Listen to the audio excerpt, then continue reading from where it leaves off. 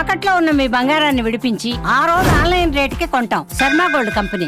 నమస్కారం అండి, సుమన్ టీవీకి స్వాగతం. నేను గీతాంజలి. మనతో పాటు ఉన్నారు భారతీయ శంకరపీఠం వ్యవస్థాపకులు, ప్రముఖ ఆధ్యాత్మికవేత్త, జ్యోతిష్యులు, బ్రహ్మశ్రీ అన్నవరపు తిరుపతిమూర్తి అవధాని గురువు గారు.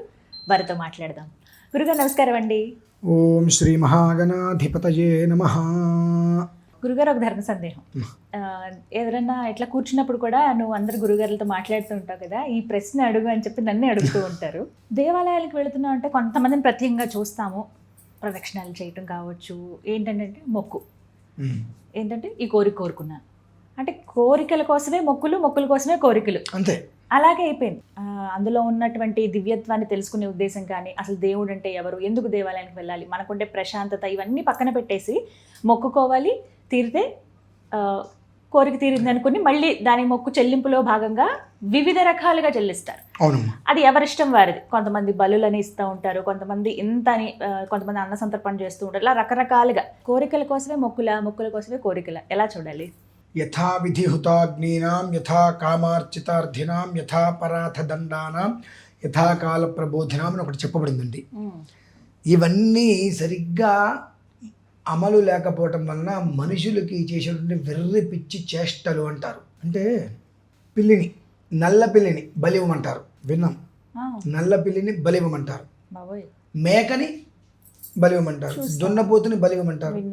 అంటే మనకు దురాచారము అనేటువంటిది ఒకటి ఎక్కువైపోయిందండి. చెప్తున్నప్పటికీ కూడా వెనక మాది ఇది ఆచారం అంటూ అనాచారాన్ని తీసుకొచ్చి మొత్తం సర్వ విధానాన్ని భ్రష్టత్వం చెందించడానికి మూలం ఇదేనమ్మా. శాస్త్రంలో అసలు ఉందా అండి? అదే చెప్తున్నా. లేదు. ప్రమాణంలో ఏం చెప్పబడి ఉంది అంటే, చెప్పింది వినకుండా చేసే వాళ్ళు ఎవరైతే ఉన్నారో వాళ్ళని దృష్టిలో పెట్టుకొని చెబుతున్నా. ఎందుకు చెబుతున్నానంటే 100 మంది వింటే ఎవ్వరు ఒక్క మనిషి అర్థం చేసుకొని మారటానికి ఆలోచిస్తాడు. ఆ ఒక్క మనిషిని దృష్టిలో పెట్టుకొని ఇంతమందికి కూడా చెప్తున్నా, ఇంతమందిలో ఆ ఒక్కడైనా ఉంటాడుగా అని. కంచిలో రోజు 400-500 మందికి అన్న సందర్భం చేసేవారండి. ఊళ్ళో ఉన్న వాళ్ళందరూ కూడా అంట్లో వచ్చేసి అక్కడే తినేవారట. వచ్చి మహాస్వామి ప్రియవా, రోజు అందరూ వస్తున్నారు, మానేద్దామండి, ఇంతమందికి పెట్టద్దు, రోజు ఇక్కడ ఉన్న వాళ్ళు కూడా ఇళ్ళలో వంటలు మానేసుకొని వచ్చి తింటున్నారండి అన్నారట. ఈ ఇంతమందిలో ఒక్కడైనా సజ్జనుడు, సాధు పురుషుడు వస్తున్నారంటే అయ్యో వస్తున్నారండి, ఆ ఒక్క మనిషి కోసమే ఇంతమందికి అన్నం పెడుతున్నాం మనం. అంటే అన్న సంతర్పణ అనేటువంటి దానికి మూలం. అలానే ఈ నల్ల బిల్లిని బలివ్వండి, నల్ల దున్నపోతుని బలివ్వండి, మేకని బలివ్వండి అంటారు కదా. దీనికి ప్రధానమైన అర్థాలు ఏమొస్తాయి అంటే అమ్మా, ఏదైనా చెబితే ఒక్క మనిషినే మారతాడని చెప్పి కాస్త కోపమైన, ఆవేశమైన, ఎవరి మీద కోపం లేదు నాకు, విని ఒక్క మనిషి అయినా మారితే అది నాకు ఆనందం.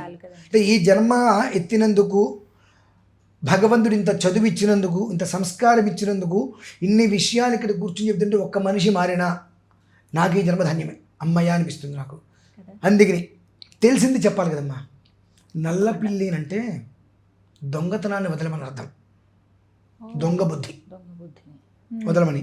నల్ల పిల్లి ఇంట్లోకి వచ్చి పాలు తాగి వెళ్ళిపోతే ఎవరికి తెలియదు. పిల్లి కాళ్ళ కింద మాంసం పొంతులు ఉంటాయండి, సౌండ్ రాదు, నడిస్తే మెత్తగా వస్తుంది. అడుగులో అడుగేసుకుంటే పిల్లి వల్ల మెల్లగా వస్తుంటుంది కదా, అడుగులో అడుగేసుకుని వస్తుంది, అది సౌండ్ రాదు, వస్తుంది సైలెంట్గా పాలు తాగేసి వెళ్ళిపోతుంది. ఆ దొంగ బుద్ధిని వదిలేమని అర్థం.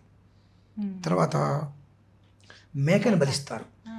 మేక అనేటువంటిది మూర్ఖత్వానికి పరాకాష్ఠ. ఇప్పుడు మన జనాల్లాగా నిజానిజాలు అనవసరం. 2 మేకలు మేస్తుండగా ఇద్దరు వెళ్ళి ఆ 2 మేకల్ని తీసుకొచ్చి ఆ తలని ఇలా కొట్టి వదిలేస్తే అవి ఏదో ఒక చచ్చెంతలు కొట్టుకుంటాయండి. అంత మూర్ఖత్వం. ఆ మూర్ఖత్వాన్ని వదిలిపెట్టేమని అర్థం అక్కడ. నీకు ఎవరైనా ఏదని చెప్పచ్చు కాక, అయితే అవతలపడే మనకెందుకు, మనకు అనవసరం అనేటువంటి విషయాన్ని పక్కన. దున్నపోతు అతి పిరికితనానికి, అతి క్రూరత్వానికి పరాకాష్ఠ. కాబట్టి ఆ రెండిట్లనే వదిలేయమన్నారు అక్కడ. బలి ఇవ్వడు ఉంటే వాటిని ఇచ్చేయమని అక్కడ అర్థం. దున్నపోతు చాలా పిరికిది. అలాగే అది కనుక పగబట్టిందా మనిషిని చంపేంత వదిలిపెట్ట, అంత క్రూరత్వంగా ఉంటుంది. మన మనుషులు కూడా అంతే కదండి, ఎంత క్రూరమైన చర్యలు చేస్తున్నారు. వీటిల్ని వదిలేయమంటున్నారు. వీటిల్ని వదిలేయకుండా కోరికలే మళ్ళీ అమ్మవారి దగ్గరికి వెళ్ళి కోరుతున్నారు. నాకు ఇందులో ఒకటి అనిపిస్తుందండి, వాళ్ళు తిట్టుకుంటారేమో కానివ్వండి, నాకు ఈ దేవాలయాలకు వెళ్ళి కోళ్ళని, మేకల్ని, దున్నపోతుల్ని బలిస్తున్నప్పుడు ఇక్కడ గుళ్ళో ఉన్నటువంటిది విగ్రహమా, రాయ అంటే మొక్కుకునేది వీళ్ళు కదండి. గుళ్ళో ఉన్నది విగ్రహమా అంటే దేవతా స్వరూపమా రాక్షస స్వరూపమా? రాయిగా కొలుస్తున్నావా? రాయిగా కొలిస్తే ఇవన్నీ ఇవ్వాల్సిన అవసరం లేదు. అమ్మవారిగా కొలిస్తే అమ్మకి రక్తంతో పని ఏంటి? పోనీ అక్కడుంది భూతము ప్రేతము పిశాచము ఆరోపణలో ఉందా? అంటే మాకు ఒక ఆచారంగా ఉందండి ఎప్పటి అనాచారం అండి, అదే దురాచారం. మా పెద్దవాళ్ళు అలా చేశారు, మేము అదే చేస్తున్నాం. మీ పెద్దవాళ్ళు చేసిన ప్రతి మీరు చేస్తున్నారా? మరి అది చేయట్లేదు కదా. దీన్ని దురాచారం అంటారండి. ఇప్పుడు జగతః పితరౌ వందే పార్వతీ పరమేశ్వర అన్నాం. నీ పిల్లలకి ఏదైనా కొంచెం కష్టం కలిగితే వెలువెళ్ళాడుతున్నావుగా. మరి అమ్మ అని అక్కడ ఉందంటే మూగజీవులు కూడా వాడి అమ్మేగా. మరి ఆవిడ నువ్వు ఆ అమ్మవారి ముందు నీ కోరికల కోసం ఆవిడకి భరిస్తున్నావు నువ్వు. ఇప్పుడు మా తాతలు తండ్రులు ఎలా చెప్తారంటేనండి, వారందరూ ఇలాగే ఈ ఆచారమే పాటించారండి. ఇప్పటికీ వాళ్ళు నిరక్షరాస్యులు, చదువు తెలియదు వాళ్ళకి, ఏం చేయాలో తెలియదు. ఒకప్పుడు భక్త కన్నప్ప ఏమి లేనప్పుడు నోట్లోంచి తీసుకు శివలింగం మీద పోసాడు. ఇప్పుడు పోస్తారా? అది ఆచారం తీసుకుంటారు. మరి ఆ నిరక్షరాస్యతో అంటే ఒక రకమైన చదువు ఆ విధానం తెలియకపోవటం వలన ఈ విధానాన్ని అనుసరించారు. మరి ఇదే అప్పుడు మీ తాత ముత్తాతలందరూ ఎక్కడున్నారు? పల్లెటూరులో వ్యవసాయం చేసుకుంటున్నారు. మీరు అదే వదిలేసి ఎందుకు వచ్చారు బయటికి? మరి అంటే ఇప్పుడు అలా అలవాటు చేసాము దేవి దేవతలకి మేము బలులు ఇవ్వటం అనేది. ఇప్పుడు పూర్తిగా సాత్వికంగా మేము మారిపోతే ప్రసన్నం చేసుకోగలమా, లేకపోతే మా పూజలు అంగీకరిస్తుందా అమ్మవారు, లేకుంటే ఆగ్రహం? ఇన్ని బలులు ఇస్తున్నారు కదా, దేశం ఎక్కడైనా సంక్షోభం లేకుండా ఉందా? లోక క్షేమంకరి ఆవిడ, లోక క్షయంకరి చేసేసాక మనమే. అక్కడ మార్చింది ఎవరు? మనమే కదండి. అక్కడ వాళ్ళు చెప్పింది ఏంటి అంటే ఆ రూపం, అందులో ఉన్నటువంటి ఏదైతే తత్వం ఉందో ఆ తత్వాన్ని వదిలిపెట్టేయమన్నారు. అక్కడ నీలో ఉన్నటువంటి ఆ తత్వాన్ని వదిలిపెట్టేయమన్నారు. నువ్వేం చేస్తున్నావు? నీలో ఉన్న తత్వాన్ని ఇంకా పెంచి పోషిస్తున్నావు అవన్నీ చేస్తూ. అంతే కదండి. ఒక మేకను తీసుకొచ్చి బలిస్తున్నావు, చనిపోయిన మేక అక్కడ పడింది, దాన్ని తింటావు నువ్వు. అంటే మనిషి మృగంగా మారిపోవడానికి ఇవన్నీ మూలాలండి. వివేకము విచక్షణ లేకపోవడం అంటారు చూసారండి. ఎలా వస్తాయంటే మనం కోరికలు ఈ ఎవరిదాకో దేనికి కాస్తైనా జ్ఞానం అంటే అర్థమవుతుంది. ఎవరైనా ఇంటికి భోజనానికి వస్తే మనం పెడితే మేము కాశీలో వదిలేసామండి, దొండకాయ వంకాయ కాశీలో వదిలేసామండి అంటారు. నాకు అనిపిస్తుంది దేని పెట్టి కొడితే వీళ్ళకి బుద్ధి వస్తుంది అనిపిస్తుంది. అంటే అంటే 10 మందిలో ఉన్నప్పుడు ఆ మాట అన్నప్పుడు 10 మందిలో మరి రేపొద్దున నాతో మాట్లాడకపోయాడు అక్కడ వాడు 4 దెబ్బలు కొడితే 10 మందికి విషయం తెలుస్తుంది. ఇంకోసారి ఇటువంటి అధో పని చేయకూడదని కోరుకుంటారు. కాయాపేక్ష ఫలాపేక్ష. కాయ అంటే శరీరం, కాయము అనగా శరీరం. శరీరం మీద వచ్చేటువంటి కోరికలకి ఫలము. నేను నీకు ఇది చేస్తున్నా, నాకు ఇది ఇవ్వు, అది ఫలం. వాటిల్ని వదిలేయమన్నారు. కాశీలో ఎందుకు వదిలేమన్నారు తెలుసా అండి? ఇవాళంటే మణికర్ణికా ఘాట్లో వాటిలో దహనాలు జరుగుతున్నాయి. నేను ఒక 25 సంవత్సరాల పూర్వం కాశీ వెళ్ళినప్పుడు మనిషి గంగ చనిపోతే అరటి చెట్లు ఉంటాయి, పైన తలలు కొట్టేసేసి 2 కర్రలు తీసుకొచ్చి అరటి దొమ్మలు వాటి మీద కట్టేసేసి బాడీని చూసేస్తారు గంగలోకి.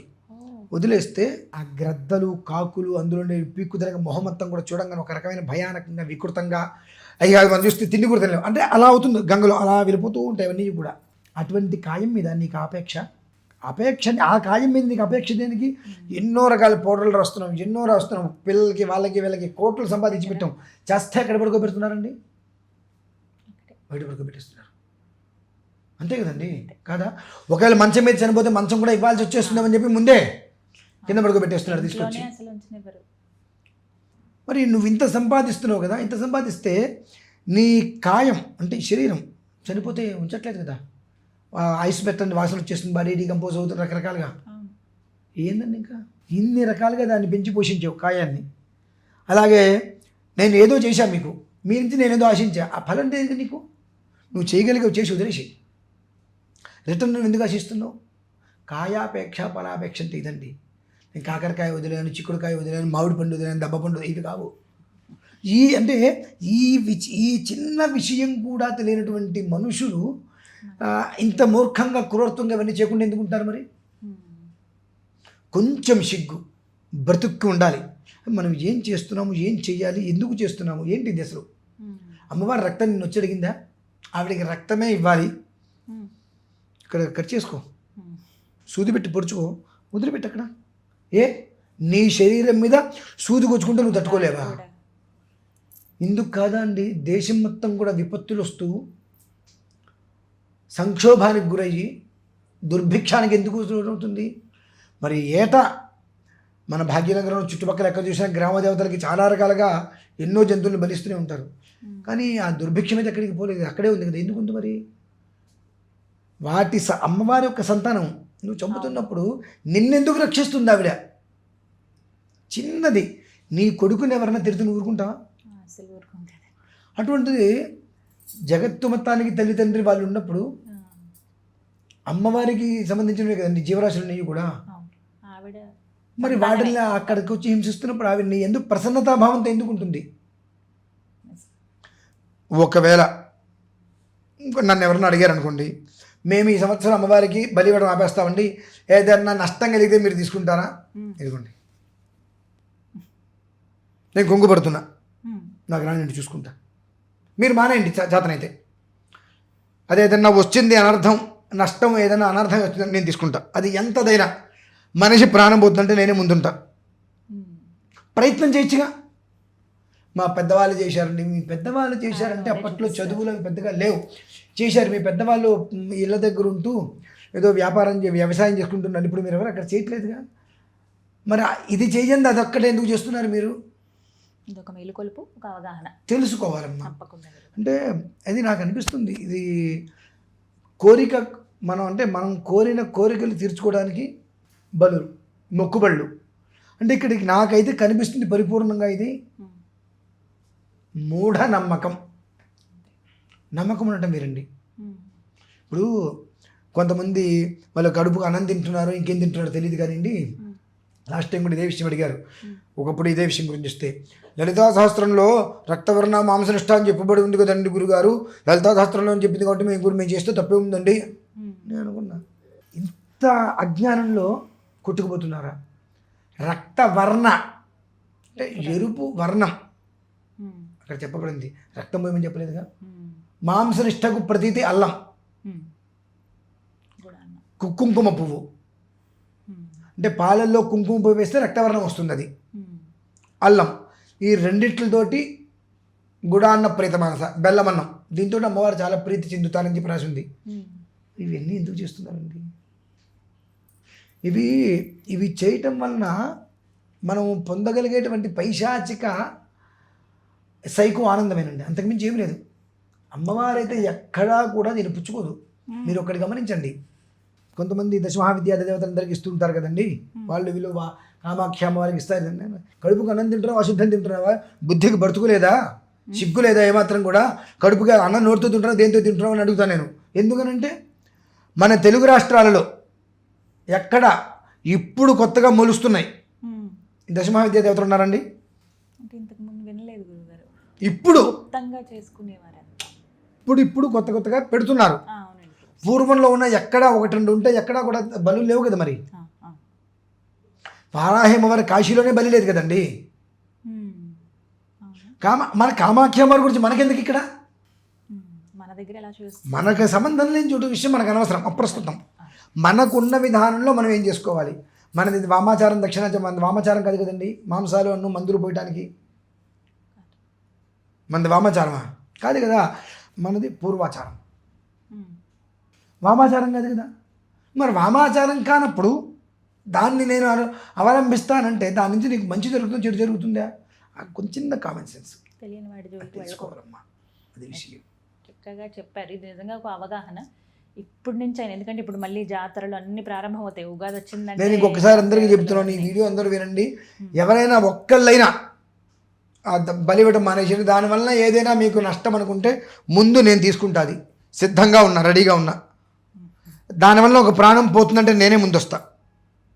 నాకేం కాలేదు, నేను ప్రశాంతంగా ఉన్నానన్నప్పుడు మీకు అర్థమై ఇంకో 10 మందికి మీరే మేలుకొలుపు చేయగలుగుతారు. అది ఆపటం వల్ల ఎలాంటి అనర్థము లేదు, ఇంకా యోగమే కాబట్టి ప్రాణం పోతుందని నేనే ముందుంటా. నాకు ఏమీ కాలేదు, నేను ప్రశాంతంగా సంతోషంగా ఉన్నాను అన్నప్పుడు ఆ మనిషి ఓకే, నేను ఇది అమ్మవారికి ఇవ్వలేదు, రక్తాన్నంగా పాలు కుంకుమ పూర్తి కలిపేసేసి అవి అమ్మవారికి చల్ల మొక్కిచ్చి గుడన్నం బెల్లము అన్నం కలిపింది అమ్మవారికి నివేదన పెట్టాను అని చెప్పారు. కాబట్టి ఆయనకి ఏం కలగలేదు అనర్థం, నాకు ఏం కలగలేదు అనర్థం, ఇద్దరం బాగానే ఉన్నాం. కాబట్టి ఆ వ్యక్తి 10 మందిని చెప్పి మార్చగలిగే ప్రయత్నం చేయగలుగుతాడన్న. దానికి కూడా నేను సిద్ధమే. సంతోషం గురుగారు, ఒక అవగాహన కల్పించారు. ధన్యవాదాలు. పరమేశ్వర.